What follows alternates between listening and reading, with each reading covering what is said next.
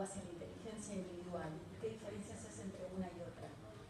Bueno, como dije, el conocimiento se hace en grupo. Hoy, la creatividad inclusive. ¿Por qué Silicon Valley está... ¿por qué, vamos a poner de otra manera, por qué Google, por qué Apple, por qué todo aparece en Silicon Valley y no aparece en otro lugar de Estados Unidos inclusive?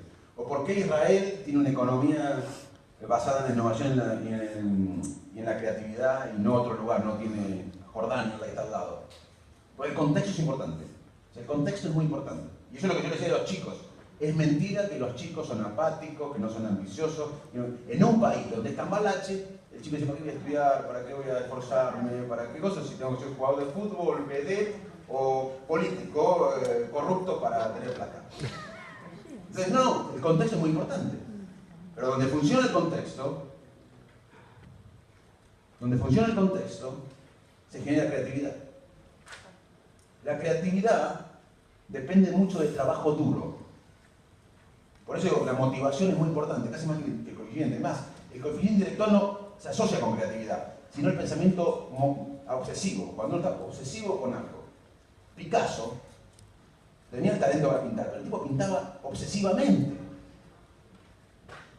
No es que Picasso, bueno, voy a pintar y pintaba algo. Él no podía vivir sin pintar. O sea, la creatividad se basa en pensamientos obsesivos en un tema. Kukeleu, un físico alemán, estaba obsesionado con la estructura de la molécula de benceno, pensaba todo el día en esto.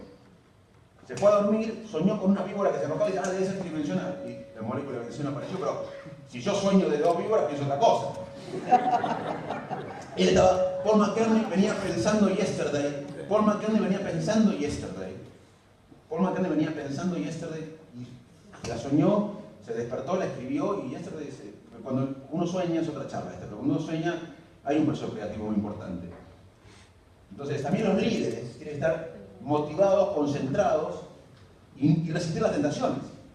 Si a Mandela le decían, che, salís de la cárcel que tenés una noviecita este fin de semana, no era Mandela. Uno tiene que resistir las tentaciones. Mandela fue Mandela porque la película, la fotografía del guardia cárcel y él, va a terminar así, con una bala con Mandela. Pero él resistió la tentación. Es otra característica que tenemos que los argentinos permanentemente estamos en la coyuntura, resistimos las tentaciones. Tenemos que pensar en el largo plazo claramente. Así que hay ciertas características de liderazgo que incluyen la motivación, el foco y el largo plazo, y resistir a las tentaciones inmediatas.